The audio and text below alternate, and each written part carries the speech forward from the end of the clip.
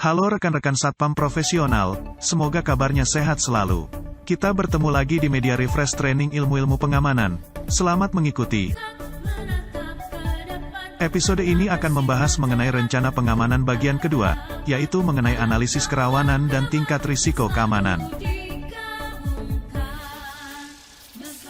Seperti yang sudah dijelaskan pada episode sebelumnya, dalam rencana pengamanan terdapat 5 bagian yang dikenal dengan situpak, yaitu situasi, tugas pokok, pelaksanaan, administrasi dan logistik serta komando dan pengendalian. Bagian situasi umumnya berkenaan dengan analisis kerawanan di suatu lokasi kerja.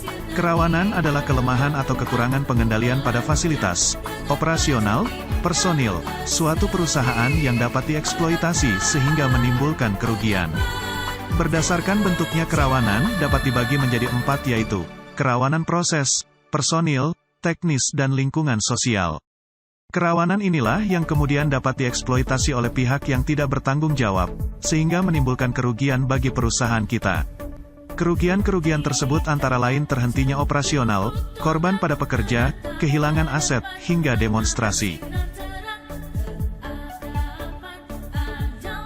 Kita ambil contoh misalnya eksploitasi terhadap kerawanan pada proses kerja, yaitu kurang telitinya penyusunan prosedur registrasi tamu atau body check. Kerawanan pada personil, misalnya jumlah personil tidak mencukupi, atau mungkin personilnya tidak terlatih. Kerawanan pada hal teknis, misalnya lokasi kerja sangat terbuka, atau minim peralatan keamanan. Yang terakhir kerawanan pada lingkungan sosial, misalnya kurangnya komunikasi perusahaan dengan lingkungan sekitar.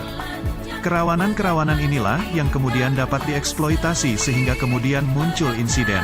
Akibat prosedur registrasi tamu tidak jelas, ada orang menyusup sampai ke kantor direktur. Akibat jumlah personil minim, area belakang tidak terpantau. Akibat pagar perimeter sangat pendek, maling masuk dengan melompati pagar. Atau akibat pabrik tidak peduli lingkungan, warga sekitar memblokir akses masuk.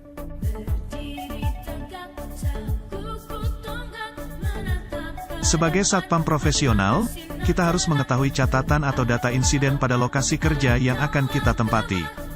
Data tersebut dapat diketahui dari data insiden yang ada di internal perusahaan. Dapat juga dicari tahu melalui data kriminalitas yang ada di Polsek misalnya, atau melalui penilaian terhadap kondisi ekonomi sekitar, atau dari publikasi atau berita-berita lokal. Data non-kriminal seperti bencana alam, unjuk rasa atau kecelakaan kerja juga dapat digunakan. Data lain yang bersifat non-kriminal adalah dampak buruk dari perusahaan lain, misalnya vendor atau supplier. Setelah teridentifikasi kerawanan yang ada, maka langkah berikutnya adalah menilai tingkat peluang terjadinya insiden yang berkaitan dengan kerawanan tersebut. Dalam penilaian tingkat peluang insiden tersebut umumnya dibagi menjadi 5 tingkatan yaitu A, B, C, D, dan E. Mulai dari hampir pasti yaitu terjadi pada semua kondisi atau kegiatan yang dilakukan. Besar yaitu mungkin terjadi pada semua kondisi atau kegiatan yang dilakukan. Sedang yaitu terjadi pada beberapa kondisi tertentu. Kecil yaitu mungkin terjadi pada beberapa kondisi tertentu namun jarang dan jarang yaitu mungkin terjadi pada kondisi khusus setelah lama tidak terjadi.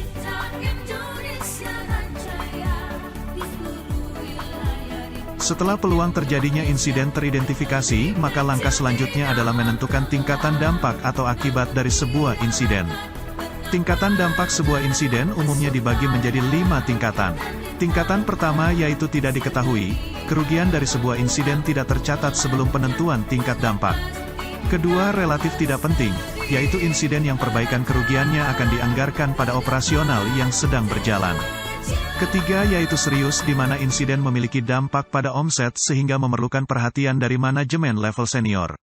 Keempat insiden sangat serius, yang berdampak besar pada keseimbangan aset perusahaan. Dan yang kelima adalah insiden fatal, yaitu insiden yang kerugiannya menyebabkan terhentinya operasional perusahaan dalam kurun waktu lama.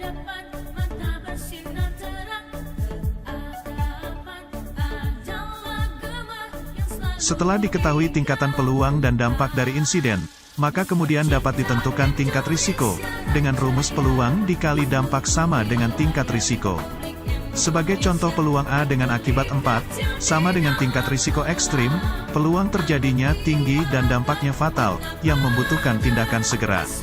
Contoh lain misalnya peluang B dengan akibat 2, sama dengan tingkat risiko high atau tinggi, peluang terjadi besar namun dampaknya relatif tidak penting yang perlu perhatian dari manajemen level senior.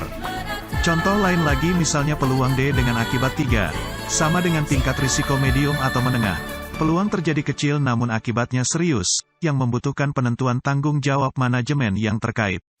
Contoh terakhir misalnya peluang C dengan akibat 1, sama dengan tingkat risiko low atau rendah, peluang sedang dengan akibat tidak diketahui, yang membutuhkan pengendalian dengan prosedur rutin.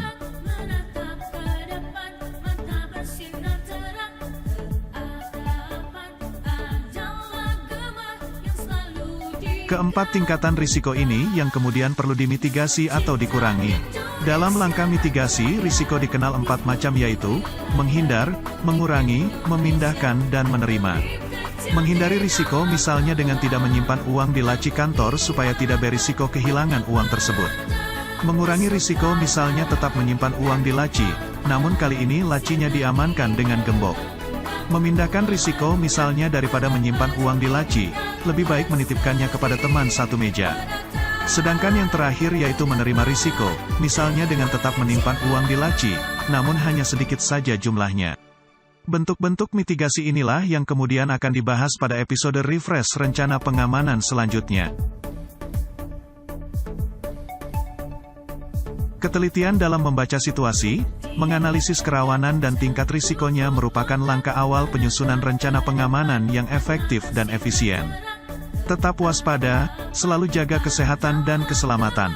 Kita bertemu di episode selanjutnya. Selamat bekerja.